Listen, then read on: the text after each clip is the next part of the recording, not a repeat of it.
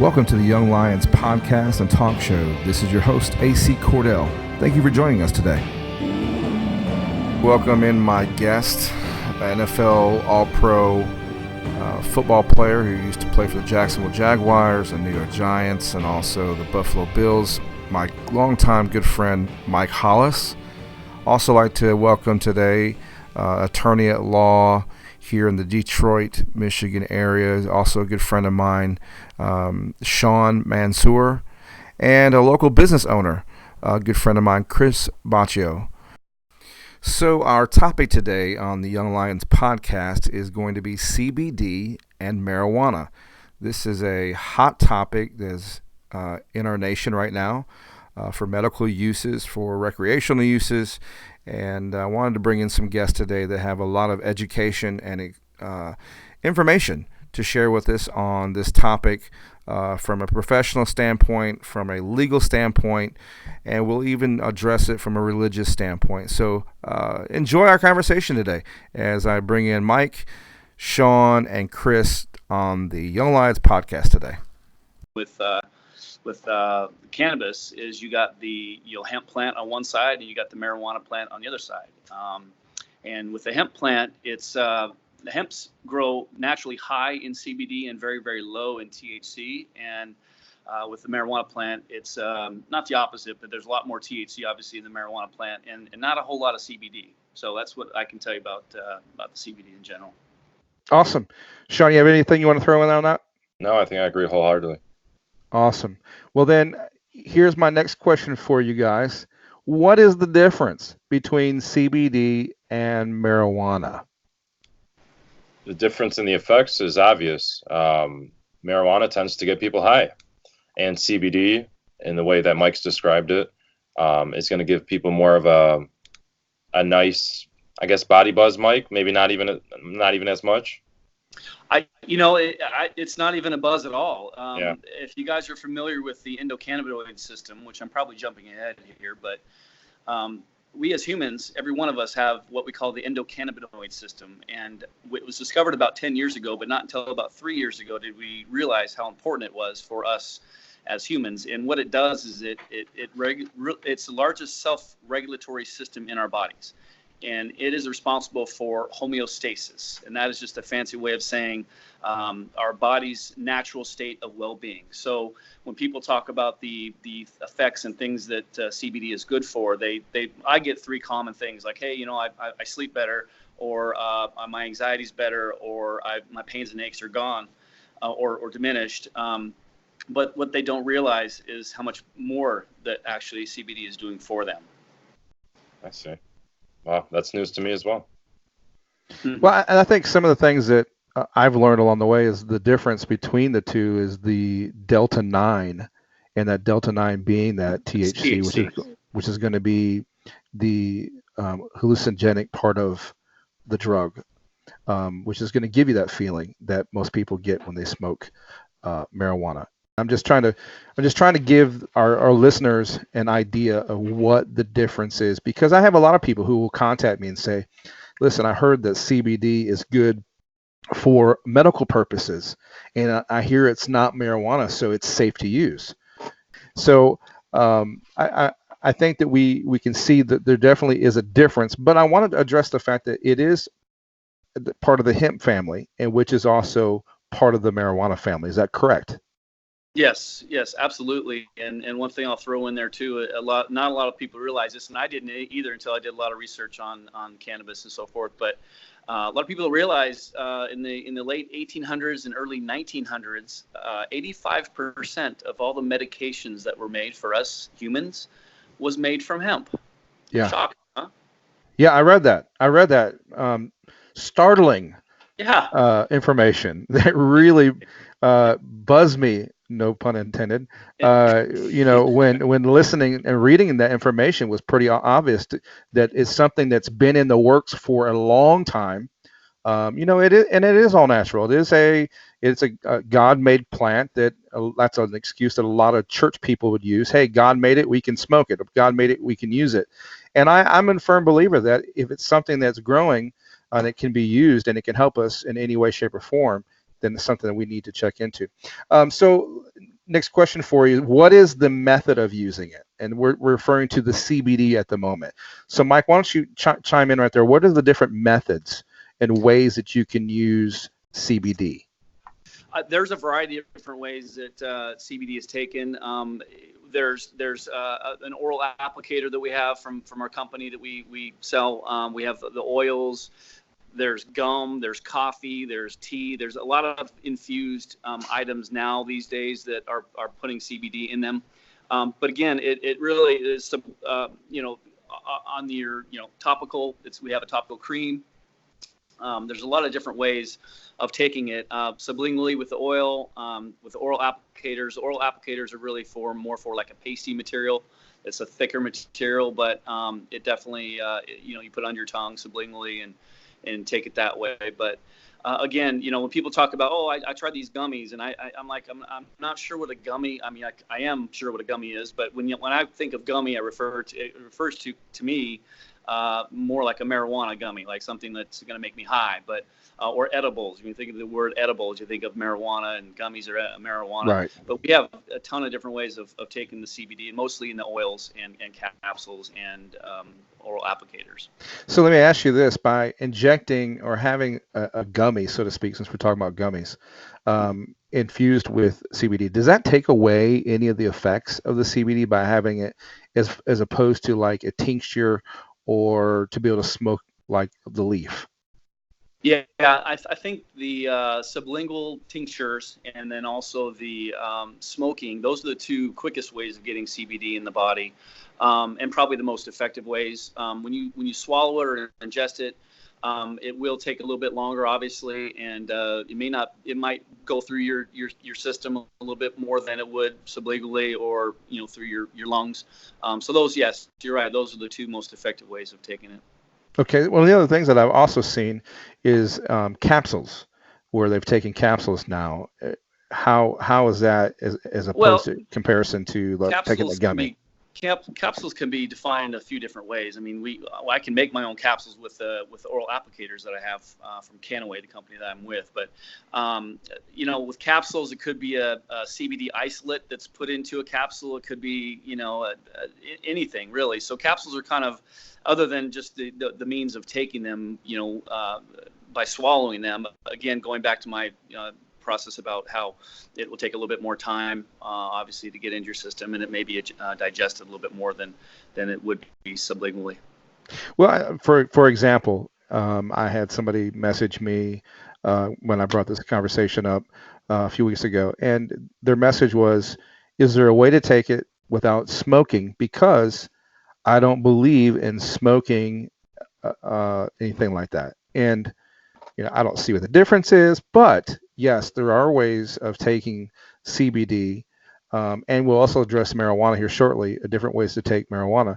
That is not just the smoking application. And so, Shaun, is there anything else you want to throw in there with this topic as far as the different methods of using CBD? No, but I do actually have a question for Mike. Does the CBD enter into your bloodstream when you smoke it or take it through the tincture form? Absolutely. Is that why you have the quicker response? Absolutely, yeah. Okay. Yep. Awesome. Great question. So that leads me into my next question. Is CBD safe? And is there any application that is out there that people are using right now that is not safe?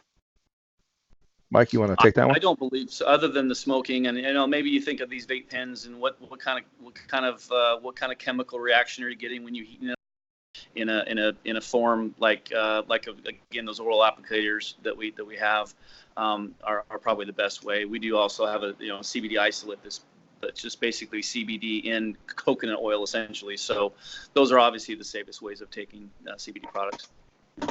So taking CBD is safe. I will add one thing to that, AC. I can't speak to the products, but from a legal point of view, I know there are a lot of retailers out there who are selling CBD who aren't licensed. And every state has their different requirements. So I know in Michigan specifically, if you're going to be a retailer that sells CBD, a hemp product, you have to get a special license for it. So as a consumer, I'd make sure that I'm purchasing from a licensed retailer. So somebody at a gas station or the local tanning salon who's trying to sell some product with CBD in it, if they're not licensed, that's a problem. And you probably shouldn't be purchasing anything of those type of products that is not licensed, or the people haven't been licensed to sell that. Is that what you're saying? Right. Good example. Yeah. And I'll add more to that. And I'm not sure if you're familiar with this or not, but the FDA did a study on 38 randomly chosen CBD products that it found across the nation. And of the 38 that were tested, 34 of them came back with little to no CBD in them at all. Not surprised. So it's unbelievable. My point is that the FDA has not regulated this industry yet, and there's a lot of people out there looking to make a quick buck. I was in a place, AC, you're familiar with this area, Ponte Vedra. I was in a place in Ponte Vedra and ran into a kind of a massage, kind of a holistic place, little business there, kind of a little, hole in the wall business. I walked in there and I saw this big display of CBD oils on the side, and I kind of smirkily, asked the owner of the place. I kind of had this kind of a grin on my face, like, well, you got to be kidding me. I said, where do you get this stuff? Where are you getting the CBD from? Because it looked kind of cheesy. And the guy with a big grin on his face came back to me with, "Oh, my wife and I, we make it out of our garage at the house." You gotta be kidding me! Oh my goodness! Yeah, everyone's, they're kind of making these things, and who knows? You could throw some coconut oil into a little tincture, bottle and sell it as CBD, and right now you get away with it. And that's the other thing too that I fight. I do sell CBD. I do a lot of sales for CBD.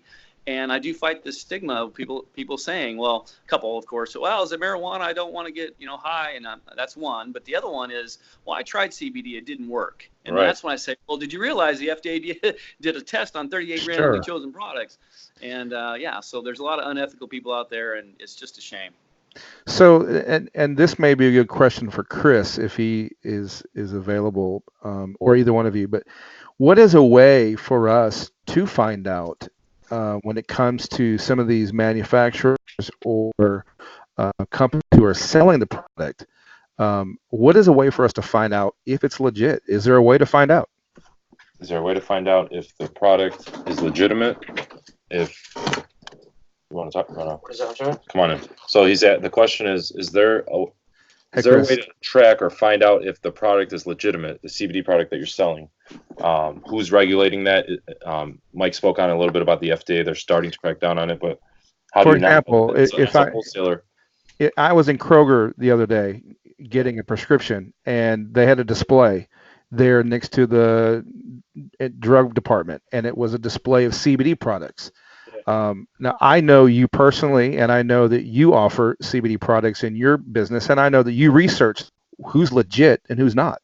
I would, if Mike agrees, I would look for companies that have QR codes on their labels, and once you purchase the product, you can easily scan it, and it takes you right to the lab reports. And most of the companies that we sell, that's what we look forward. That's what we look for. So, and you're familiar with our company, and we, we're not the, a lot of customers will walk into our store and say, hey, I can get 1,000 milligrams for $40, $50. And we always tell them, like, we try to go through the whole spiel of it's not regulated. You don't know the lab reports and all that stuff. It's impossible for CBD to be sold that cheap, blah, blah, blah. So I would say look for that QR scanner code to send you right to the right to the lab reports. And besides that, you have some, I would Google, some like large companies. There's a lot of companies that you can just tell. They build credibility in the industry. Exactly. Yeah. So, I mean, besides that, I know Shaun, I overheard him talking about like licensing and stuff like that. There's companies that, will display their testing on their websites and their results and stuff like that. Like Michigan just started the whole, you got to have the license and stuff like that to sell. I mean, so it's really tough for consumers to know who is a legitimate reseller. Like us, with our company, we already have the licenses to sell it and do all that stuff, but I can't go out there and display that, but I do put good products out there that customers can just, buy it, scan the label, and boom, it's right there. They know the report. So I Sure. would say look for the label. Look for the label. Is there, and I don't know if there is or not, this is just a question for you guys. Is there a website out there that's been created to be able to track any of these companies that may be producing garbage? Is anybody putting anything out there? I haven't found anything like that, but I think when the FDA starts regulating, I think you'll see some go-to sites that will give people some more comfort. Good deal. Good deal. Great information, guys. Great information. Next question is, and Mike, I know we just briefly touched on a second ago with your company, Kenaway, but is CBD products available online? And I'll have you address it, and then I'll have Chris address it as well from both company standpoints.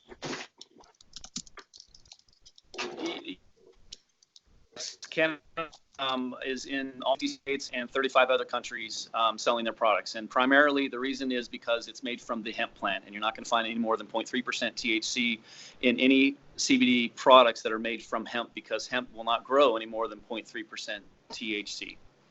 So yes, it's legal in all 50 states because of that federal and state legal limit of 0.3% THC. All of our products are legal in all those states, and also 35 other countries. A lot of the other countries haven't really caught up with us yet. So most of those countries are by prescription only. There's a documentary on Netflix called Illegal, and it's about a family in Brazil. Highly recommend watching it. It's in Portuguese, so you have to kind of read the subtitles and the language and all that. But it's definitely worth checking out, because it explains a little bit about the family and how their daughter was having all these seizures, up to 60 seizures a day. And how the government caught some family in the United States, in Dallas, Texas, actually sending this family CBD products, and they finally caught them. And after a couple months of them getting products, and they went to trial and came back with the Brazilian government said that it would be inhumane of our government to keep this product from this child. So they rewrote the laws because they saw how much benefit this child was having from CBD products. Wow. So Brazil actually rewrote the laws just to accommodate that family. Yeah. That's an amazing story. And all the other families. And in that documentary that you check out, there's other families and other patients and people who are having some issues, but primarily the story is about this the one family in Brazil. I think it's a blessing that happened, but it's also a shame that it takes such an extreme circumstance for people to realize that there's such good benefits from this, Right. It all goes down to the whole stigma of the marijuana, cannabis in general was demonized in 1937 when William Randolph Hearst and the DuPont families came in and decided they wanted to demonize the farms because they wanted the pine trees for their newspapers. That's all where it started. It's crazy. Wow. And so much for newspaper these days. So maybe it's a welcome back to marijuana and hemp. Oh man. Hey Chris, you want to jump in on this about the question concerning, is it available online, the CBD? I would say yes, but I've also ran into having issues with getting merchants to kind of back us up because of the whole federal issue. So I think it's still clearing up. I think it's getting better day by day. But myself, I haven't been able to find a credit card merchant or a bank to bank with just because it's still so new. But I know there is some out there. I believe they're charging a pretty high percentage. Maybe Mike can speak on that. But that's my info on that. I know it's available in stores, but online, I haven't been able to get our products to be sold online. So your company, you're not allowed to. You're not selling CBD on your website. We are not, just because we don't have a bank or a credit card processor to back us up. Gotcha. At a reasonable rate. Percentage. Gotcha. Yep. All right. Good information. I think that those laws need to be changed too, so banks would start benefiting. My understanding, and kind of transitioning over to marijuana for a second, I know that in Colorado started off with the big issue not being able to get any banks, and then I heard that there were one or two lending firms that were getting involved in that, maybe even a credit union or two. Have you seen any change in that in Michigan or any other places when it comes to banking? I haven't seen any changes yet, but I can tell you that there are lobbyists working their asses off in Lansing, specifically in Michigan, to get that changed, because it truly is ludicrous with the amount of money that's coming in, the revenue stream with these places. We've got, over 100 licensed locations right now in Michigan, and for them to keep all that cash in rotation is just dangerous. It is. And just throw this out there. Just got a conversation with a gentleman yesterday, and I haven't been able to confirm this, but this gentleman was telling me that they found out in southern Detroit area, there is a group of people that's coming in wanting to drop $40 million in a facility to be able to do the seed to sale in south side of Detroit. And I'm just thinking to myself, if somebody's willing to drop $40 million to do something like that, good and well that there's that kind of money coming back in.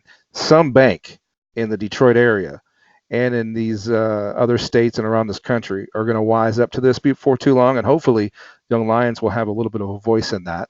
And we can start telling these banks, hey, let's get behind these companies. Let me move on real quick because I want to get an opportunity to get some of these other questions asked and answered.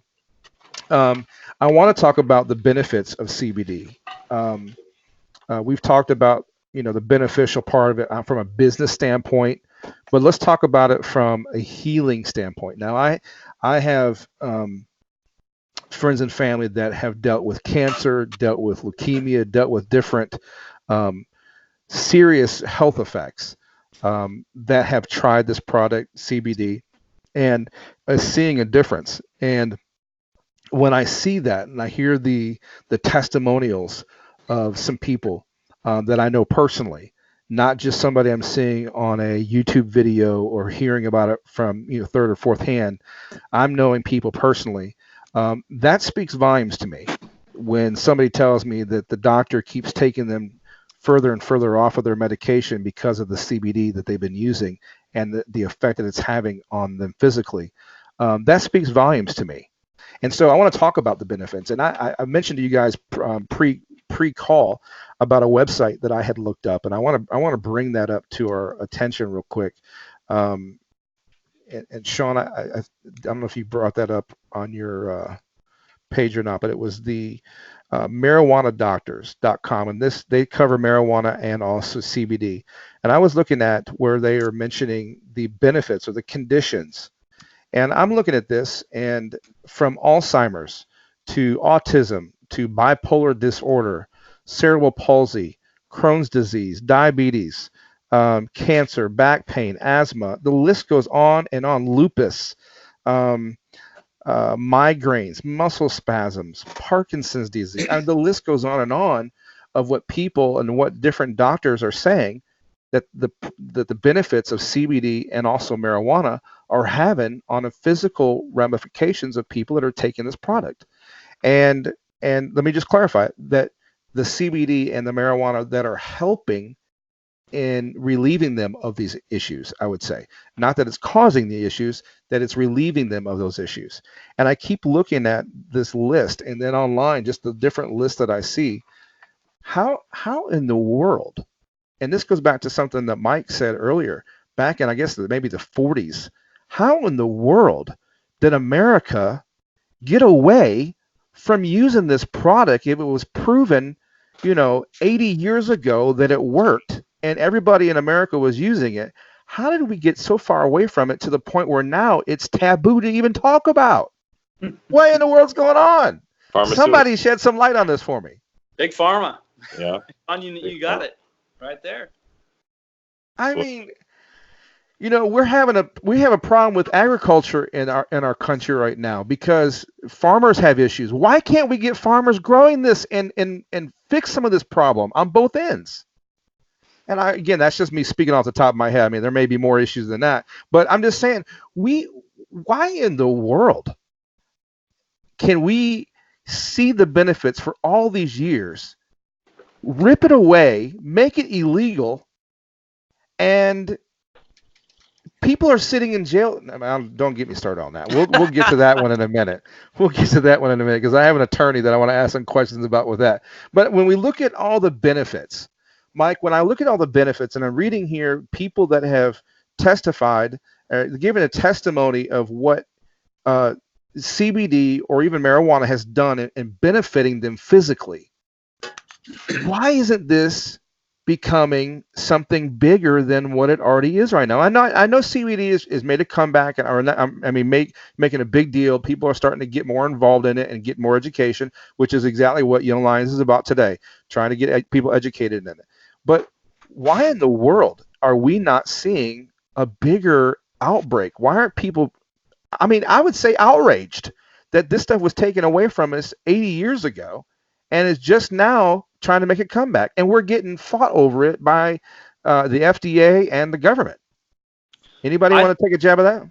I think it started off with the whole demonization of the hemp industry and the cannabis industry, and how they all refer to it as the wicked weed and all that. And obviously we mentioned a while ago about 85% of all the medications that were made back then were made from hemp.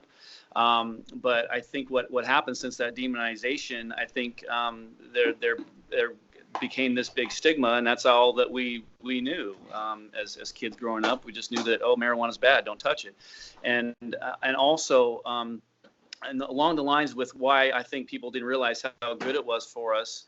There was medications made way back in the late 1800s, early 1900s, but what people didn't realize and what we discovered as scientists here is that in the last 10 years, we discovered that endocannabinoid system.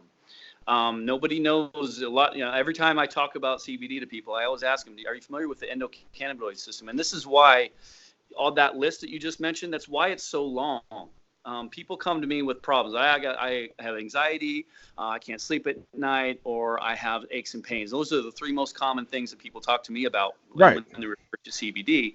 But I have to mention to them, I say, listen, do you know what the endocannabinoid system is? And they say, no.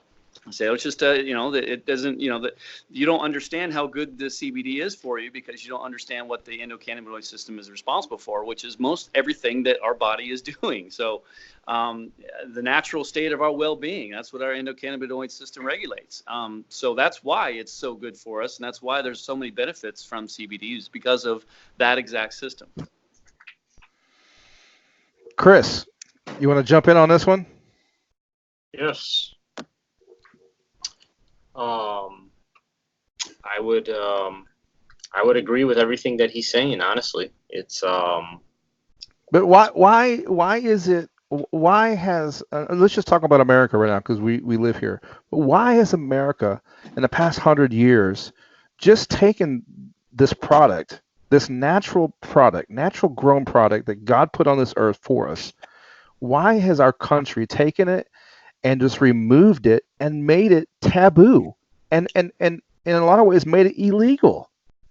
Well, I have my own personal opinion, and I was waiting for one of y'all to say it, but I'm going to give you a second. Go ahead and say, Chris, what you think. Why is this taking so long for it to come back around for us to be able to use it and receive the benefits from it? No one really can answer that question. This is everybody's opinion. Sure. I would say, everybody will throw, big pharma out there, organization stopped it, all that stuff.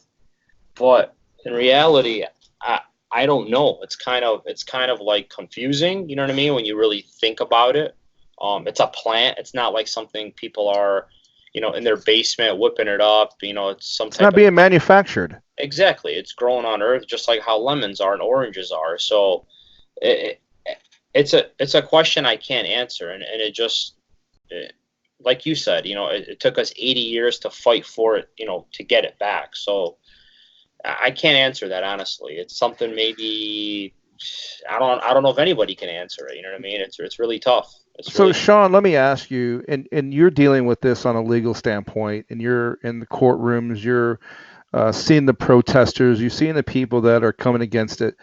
Listen, is anybody bringing this information up that it was legal and was being used 100 years ago, and everything medically that was out there was based on that hemp? Yes. And based on, is it being brought up? It's being brought up, but the problem is, AC, is we as people put a lot of trust in our healthcare system. We put a lot of trust in our doctors. We put a lot of trust in our pharmacists. So when they're telling us that that marijuana or CBD doesn't have these benefits, we're going to listen to them, right? And we're going to rely on those opinions. And judges in courtrooms rely on those opinions. Prosecutors rely on those opinions, and they rely on laws. So until these laws soften up, until we start getting more like the American Medical Association to come out and back us, that's what it's going to take. It's going to take a cultural change, and I think it's also going to take young people like our listeners, when they break a leg, or if God forbid they're in an accident and the doctor wants to prescribe them some opioids. Maybe they say, "Hold up, doc, do you have some CBD you can recommend, or do you have an alternative form of medication you can recommend?"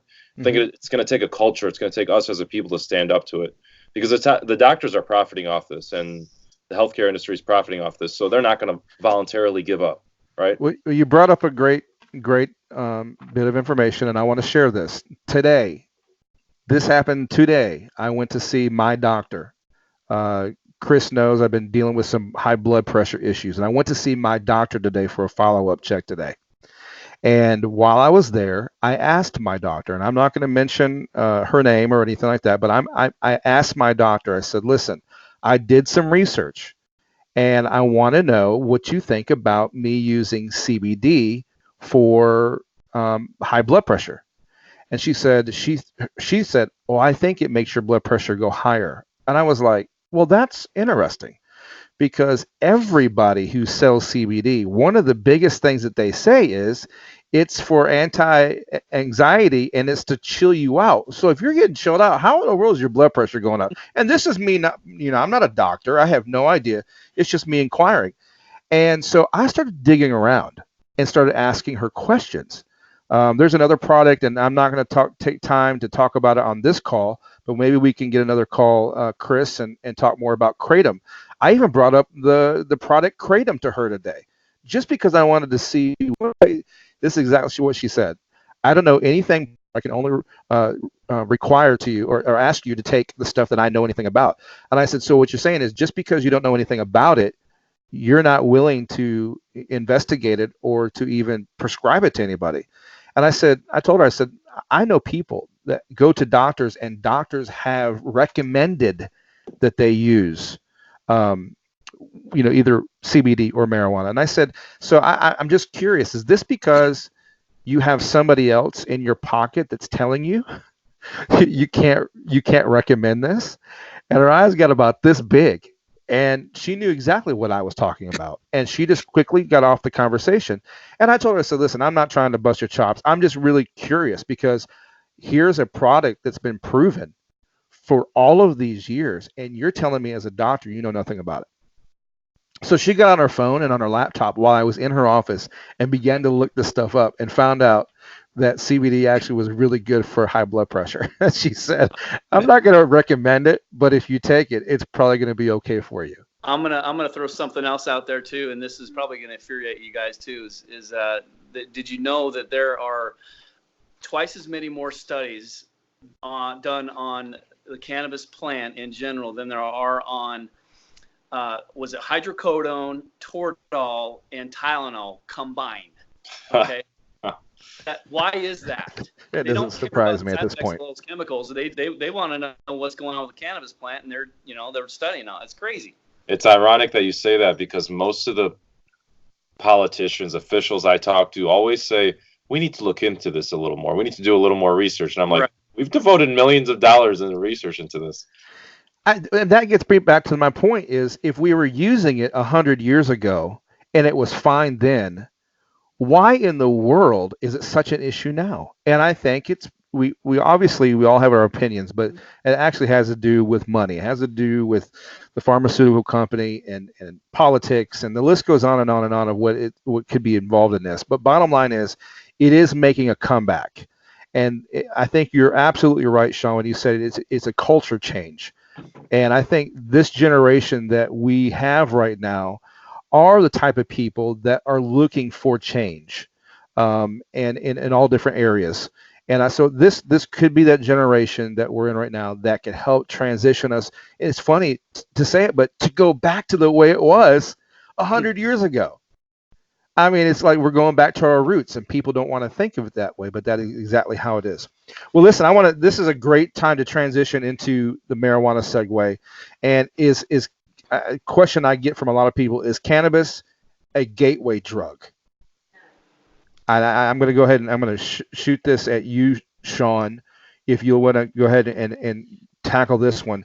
Is cannabis a gateway drug? Is this a drug that would cause you to eventually want to or need to, because of an addiction, want to move up to opiates, cocaine, heroin? That's what a lot of people are thinking. That is one of the, I'm going to say misconception, because that's just my personal opinion, that people think is if you start off with this, it automatically leads into X, Y, and Z. Your thoughts on it, Shaun? This is my personal opinion. I think it's very subjective. I think it's different for everybody. We all have our different tolerances. We're all addicted to a certain extent, to different levels. Sure. I think it's more about responsible use. If you understand that you have an addictive personality, and that you're more likely to jump into another drug if you abuse marijuana, then yes, it can be a gateway drug for that specific person. Just to classify it as a gateway drug for everyone, no, I think that's ludicrous, because I know people who have smoked marijuana their entire lives and have never even popped a pill or even thought about doing cocaine or anything like that. So I think it's very subjective. So I would say it's more about responsible use and controlling the use of marijuana, controlling the use of CBD or any hemp form. I think that's the most important part of this, and not so much about just the use of marijuana. It's how you're using it. Are you waking up in the morning and smoking marijuana and then going to work? Or are you spending the entire day working, and rather than coming home and having a beer, you smoke a little marijuana and you go to bed? So I think there's different ways people use and abuse marijuana, and I think it's very subjective. So it'd be irresponsible to classify it as a gateway drug for all. No. And me specifically, I'm speaking about adult use only. Sure. Unless it's been recommended by a doctor that a minor use marijuana for whatever reason. We're specifically speaking about adults that are 21 and older. Obviously, we don't want our teenagers smoking THC. We don't want our teenagers drinking. We don't want our teenagers smoking cigarettes. Exactly. But these are things that we're at liberty to do once we're of age. And we just want people to understand that there's no advocating for teenage use or absolutely not. And like I tell all my listeners, I'm bipartisan. I'm trying to just bring up the information so people can make their own judgment calls on this. But it just speaks volumes to me when people are assuming that marijuana or CBD is a gateway drug to lead them to something harder. I would have to say, let me jump in. I would say whoever over the last 80 to 100 years, whoever was behind making it look bad has done a really good job, because I feel like yeah, people are looking at these products like it's literally the end of the world. Like when these topics. What was that movie that came out in the 70s, or was it the 70s? Cheech and Chong. So, yeah, man, it's, to me, it hurts me, because it's a stigma that we're fighting every day. I mean, I'm an attorney and I get weird looks. Like, is that what you do for a living? You license marijuana facilities? It's a stigma we all battle with. And I'm sure you do as well, Mike, Absolutely. All right, so let me talk about it real quick from even a religious standpoint. And I know all three of you guys have ties into church throughout your years. Was the fact that marijuana was an illegal drug, and if you partake in it, that you were going straight to hell. And so, I grew up thinking that. I grew up with an older brother who went in the Navy, and that was his drug of choice for many years. And I grew up thinking, my brother's going to go to hell. I'm never going to see him again. That's kind of the way I was brought up here in Detroit. And throughout the years, as I began to get educated on the fact and understand, even in the Bible, there are plenty of scriptures in the Bible that talk about the different healing ingredients that are in the Bible. I mean, I haven't heard anybody ban frankincense and myrrh. I mean, Those are both. Those are both. Yeah, those are both ingredients that were used and laid at the feet of Jesus for all people. You know what I'm saying? They were used for him, and used for Mary when she gave birth. These were items, and they were considered even back then, and I can see it now where people are being called witch doctors because in the past 50, 60 years, that the kind of products that were being used, they were being considered witch doctors. And so, the stigmatization of what's going on with CBD now and also marijuana, it's not a new thing. It's something that's been going on for years. But you said it best, Shaun. It is a culture that's going to have to make some changes and a generation that's going to have to do that. But more importantly, there's going to have to be people that continue to educate people on what is this product all about. And I think that, yeah. I feel like this is like you said, like this is the generation that's going to do it. I feel like the whole push for organic foods, the whole gluten-free, the whole no MSG, now all of a sudden CBD, marijuana. I feel like it's all like you know what I mean? It's all coming together. People are starting to realize and to me, I give it all to technology. People are able to research everything now. Yeah. 20, 30 years ago, how are we going to get this information? Everything's being put up online. So that's why also I think it's all coming back, is because of the technology it's right here in our hands. We can literally spend a couple hours on the internet and all the information is right there for us. So I really do think that hopefully in the next 5 years, 10 years, all this stuff is going to be, straightened out. You'll be able to get this at your nearest pharmacy, hopefully, and that's kind of how I want it personally. So just wanted to add that. All right. So next question, Shaun, I'm going to start off with you on this one. Sure. So in the state of Michigan where you're at, legally, what can people partake in when it comes to marijuana? I know there's a difference between medical use and recreational use. Can you talk about the state of Michigan and in your community, what is legal right now, what is not legal, what can people do and cannot do when it comes to marijuana? Okay, why don't I start off with the CBD first? In All right. Michigan, CBD can be consumed by anybody as long as you're buying from a licensed retailer. Okay. Is there an age limit? Is it got to be 18, 21? What's the age? CBD. I don't believe there is one. Do you know what it is, Mike? I initially thought 18, but I think you're right. Yeah, there's no age limit. I mean, they're 600 milligrams of CBD to children with epilepsy. So. Okay. Gotcha. In terms of now that's from your point of view, Mike, from Kenaway, that you guys could do that. Let me ask Chris: is there any type of laws when it comes to your locations that somebody could go in and purchase CBD? Is there any type of law in Michigan for that? So for the product itself, I haven't been told that there is they're restrictive on any age. Gotcha. But our locations, you have to be 18 or older to get in. But yeah, I haven't heard of any news on that. Good deal. All right, Shaun, I'm sorry to interrupt you. I just want to clarify that. That's fine. In terms of the marijuana, let's talk about use, consumption. Anybody over the age of 21 can consume in Michigan at this point. You're able to carry up to 2.5 ounces on your person in your vehicle if you're driving. You obviously can't be smoking in a vehicle or consuming in a public area, public park, or anything like that. It has to be in a private area or your home. There's a daily limit on purchases of marijuana, which I believe is 2.5 ounces also.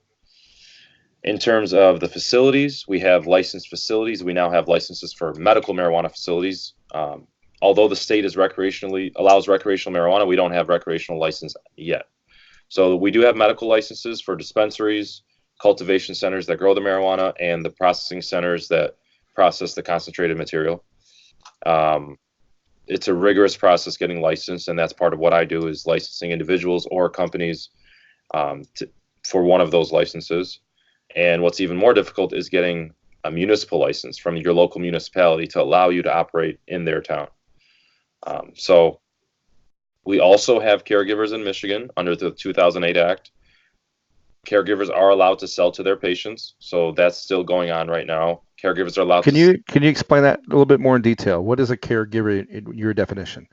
What's going on with that? A caregiver, you must be licensed by the state to be a caregiver, but you're able to have up to 5 patients, and you're able to grow 12 marijuana plants per patient, including yourself. So you can grow up to 72 plants in a facility or in a home, in an area that you're allowed to, essentially. And we can go into the different areas that you're allowed to grow in later at a different time. But in an area you're allowed to grow in, you're supposed to sell your marijuana to your patients, essentially, or gift marijuana to your patients.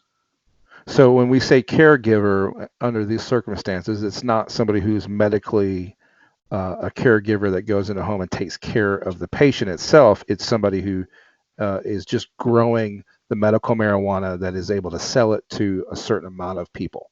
Correct. You're not a medically licensed professional per se. Sure. But you have an area of expertise in growing marijuana and serving your patients. Gotcha. So let me ask you a question. You're helping other people get licensed to do this. How can you give me a ballpark figure in the area that you cover? How many people have you been able to help get licensed to be able to sell it? I've helped. So there's different phases in licensing. There's a pre-qualification phase that allows you to go get a facility and get licensed by the state. Anybody with the right credentials can apply for that pre-qualification. I've had dozens of people get pre-qualified for a location. Successful municipal locations, that's the hard part about what I do. And that's part of the stigma we deal with. That's part of the lobbying and the politicizing we do. There are a lot of municipalities that don't believe in marijuana, that don't want these businesses in their neighborhood. So it's very difficult for me when I have dozens of clients who are pre-qualified for these businesses, yet our communities aren't allowing them. So some of my clients are finding locations 2 or 3 hours away, moving out to the western side of the state where they're allowing more marijuana dispensaries in different locations. I think it's been hard around the Macomb County, Tri-County area, other than Detroit, to get licensed locations. So that's been the difficult part, is the municipal licenses. But in terms of to get a pre-qualification as an applicant, our firm's been pretty successful in getting dozens of people qualified. Point of view, but more so from a cultural perspective, because I think that's what our listeners are going to get the most out of, is some of the struggles I've seen is this.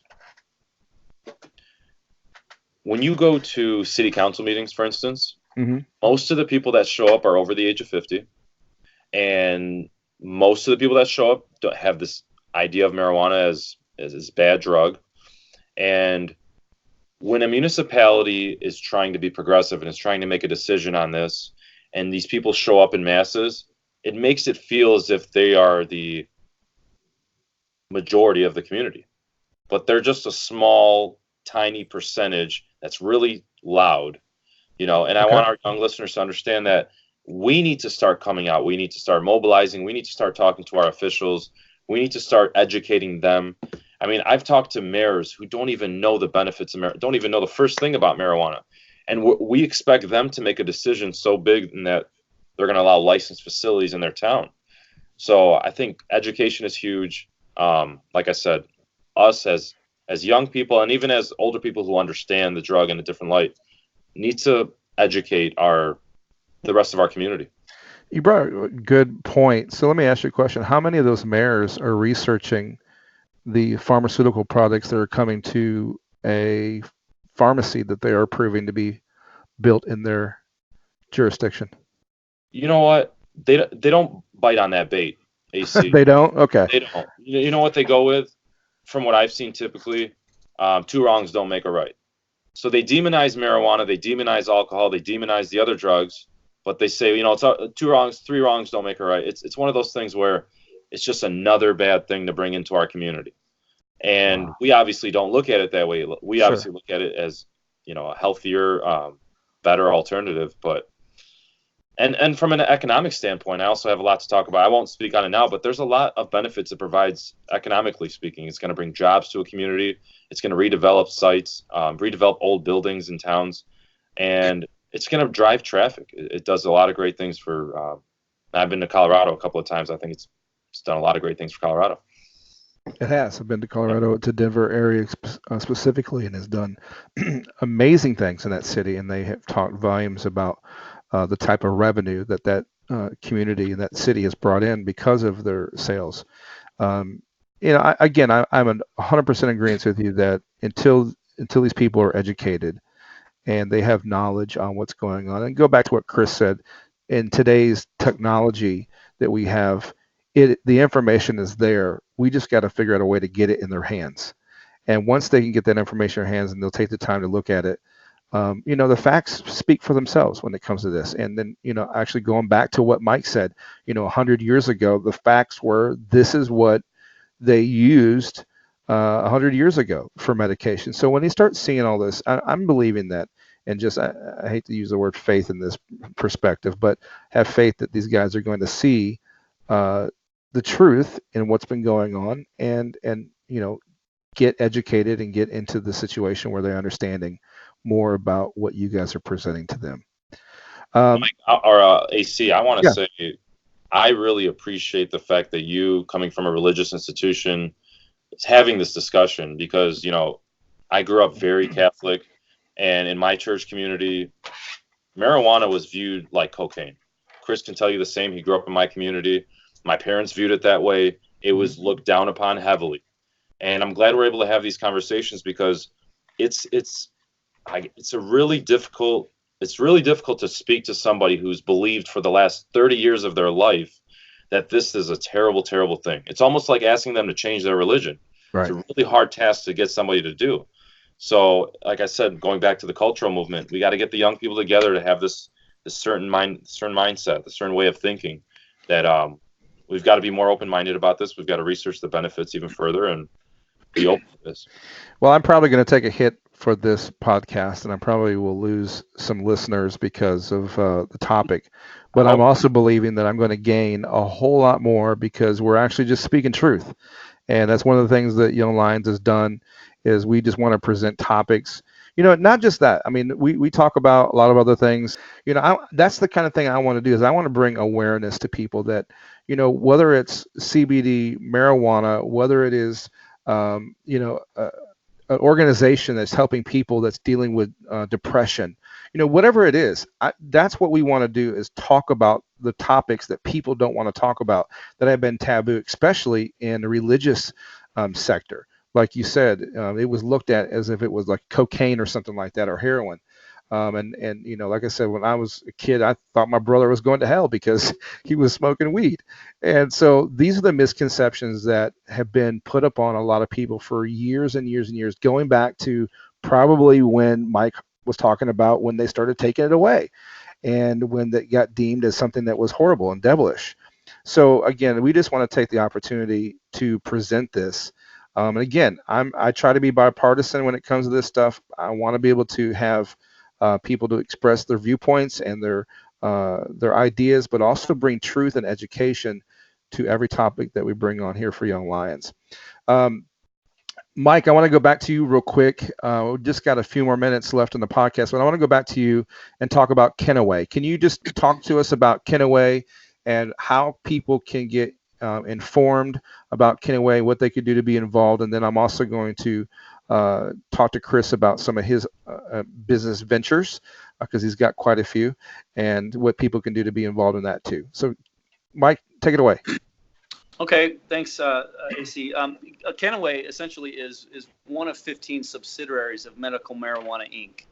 So the founders of the whole medical marijuana industry have created this company called Kenaway, and they're specializing obviously in CBD.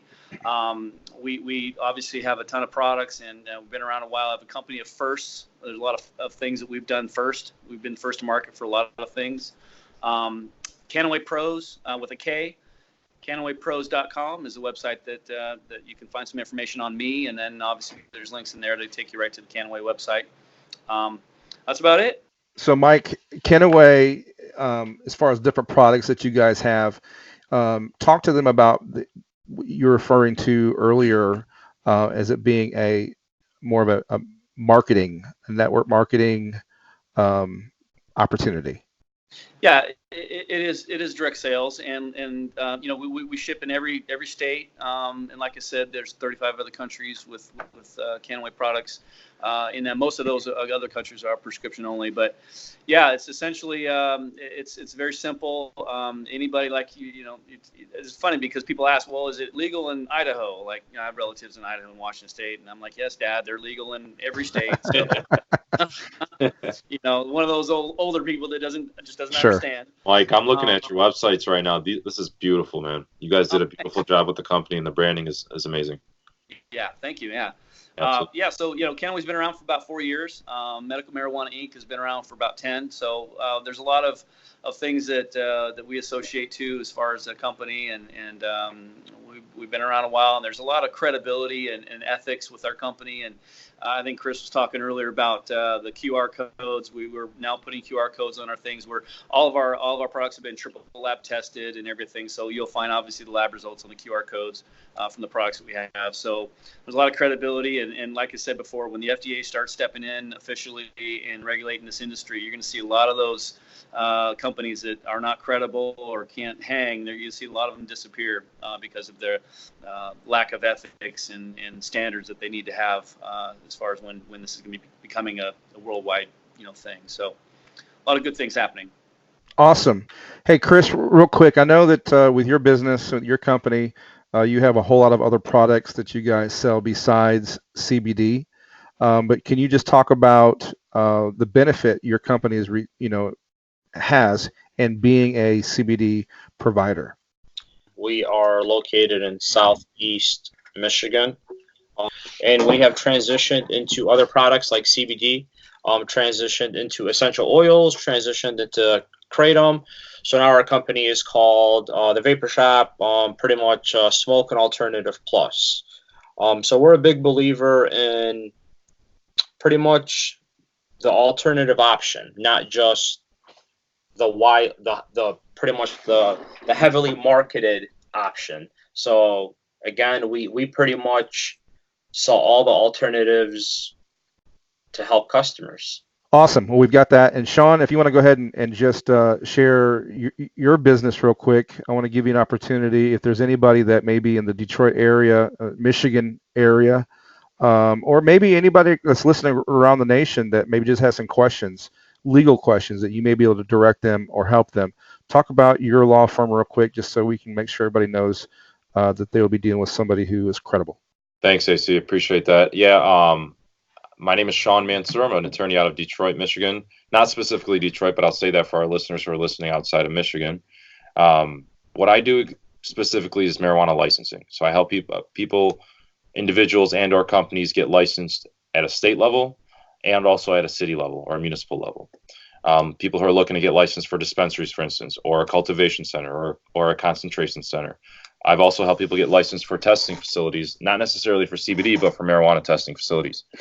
And the last license that we also supply is the transportation license. Transportation meaning? Meaning transporting the product from the cultivation center to the dispensary and vice versa. Gotcha. We're all sports nuts. Chris is a sports nut, so am I. And we'd love like an athlete's perspective on CBD, THC use. And, we know that there are negative side effects of THC. It can make you lazy. It can bring you down at times. And for an athlete, I just want to know, did you use THC as an athlete? Did you use CBD as Hey, Mike, don't answer by using any of our personal story, okay? I wanted to bring up Mike, athletes earlier when you brought up addiction, and I wanted to compare Josh Gordon to most of the athletes I picture smoke weed all the time. I think of NFL players smoking weed all the time. So Mike and I have some personal stories we want to keep on the DL, but our time in Jacksonville was amazing. But anyways, go ahead, Mike. Well, I mean, to get more specifically to your question, but I know that there's obviously nowadays obviously there's a lot of guys admitting that they're doing it, and yes, they only get tested one time a year, and you know when the test is coming, so Right. why even bother? Like, what's the problem? I don't get it. So why does Josh Gordon fail this test? I don't get it. But the thing is, though, that on a serious note, the scientists and people understanding the CBD industry and the effects of CBD on people in general have discovered that that the whole CTE issue with the NFL and with a lot of concussions and things like that, it's basically it's the disease of CTE is very similar to Alzheimer's. And they're discovering, obviously, that's helping out Alzheimer's patients a lot. And they also know that although that they can't diagnose CTE right now, they are under the assumption that it's helping out with that. Nick Lowry is a spokesman for Canna Life Sciences, which is another one of the other 15 subsidiaries of Medical Marijuana Inc.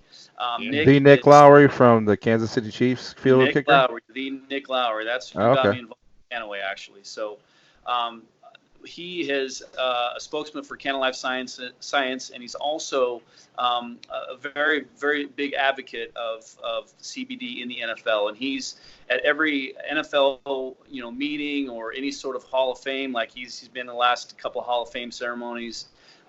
Bruce Smith and Michael Strahan are the two most recent guys who have gotten involved with cannabis sports, primarily obviously through Nick. But Nick is spreading the word about getting CBD involved in the NFL. And Nick's theory, Nick is a very intelligent man. He's a Dartmouth graduate. He's a graduate also of Harvard. He went back after he played 18 years in the NFL, and just for giggles, I almost said something, but just for giggles, he went and grabbed a degree from Harvard. No big deal, right? So he is spearheading this whole effort in getting CBD involved in the NFL, primarily for the CTE, but also for all the aches and pains and issues that we old guys are having as well. But Nick will relate CBD as kind of the creation or the creator of an internal helmet, if you will. It's a protectant of the brain.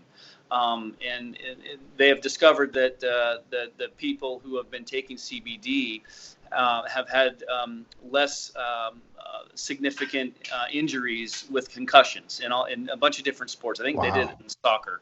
Yeah, they tested people who were taking CBD in soccer, and the ones who got injured who were not taking CBD had more of an effective injury to their head than people with athletes with the ones that were taking CBD. So there is some direct results from those studies, and there's a lot more than I know. And if Nick was on the phone, he would definitely go through a lot of information with that in that regard. But it's a big deal. And, going back to getting off subject with the marijuana in the NFL, I mean, I don't know why these guys there's certain reasons why guys are taking, marijuana or smoking it or whatever, but getting more, specific with regards to the health benefits of marijuana and or CBD, I definitely would love to focus more along the lines of getting CBD involved in the NFL legally and getting it banned from the banned substance list, or getting it lifted from that banned substance list. But there are a lot of NFL guys who've been advocates for both CBD and marijuana for years. Absolutely. I mean, Eugene Monroe is another one that we brought up earlier, who played for the Jags and also Baltimore, who is still pushing for that in the NFL. And so I know the NFL has been hearing about it for a while. Hopefully, instead of fighting it, they'll just more or less either turn their head or accept it, one of the two, and make it something they can do. Speaking of CBD, did you all happen to see this past week Nate Diaz for UFC fight walk out on stage and lit one up? It was a CBD joint. Yeah, that was awesome. Yeah. Hey, Mike, can I ask you what tincture do you recommend on your website? Because so I'm not a CBD user. Yeah. And if I was to try one out, what would I start with? Well, the Pure Gold is a product that was actually the very first CBD product in the physician's desk reference. That one actually physicians are recommending.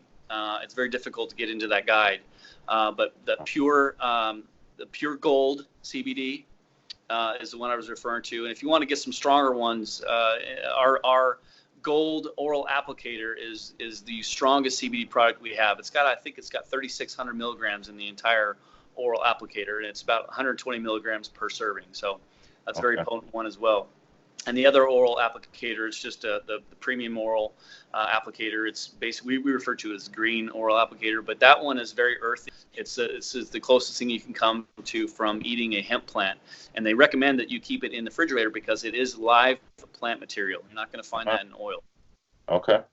Thank you. Awesome. Well, listen, guys, this has been an amazing conversation with three guys that I highly respect and consider friends of mine.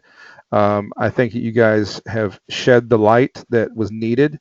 And maybe after this conversation and after this podcast is released and I get more questions, maybe we come back and visit a few more things, more specifically from some of our listeners that are asking questions. But again, thank you for the opportunity. You guys have come on.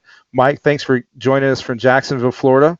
Nice to meet you, Mike. Thank you. And Chris and Shaun from right here, the Detroit area, thanks for joining me today on Young Lionz. Listen, thanks again for all the listeners, and we hope that you've been educated, and we hope that you are receiving what we're putting down, so to speak, on this topic of CBD and marijuana. Listen, we appreciate the opportunity to again come back and listen to our next podcast every Friday evening at 9 p.m. We release podcasts and also on the radio. If you're in the Detroit area on 1440 a.m., we have a program there, Young Lionz. We appreciate it. You guys have a great day. God bless you. God bless.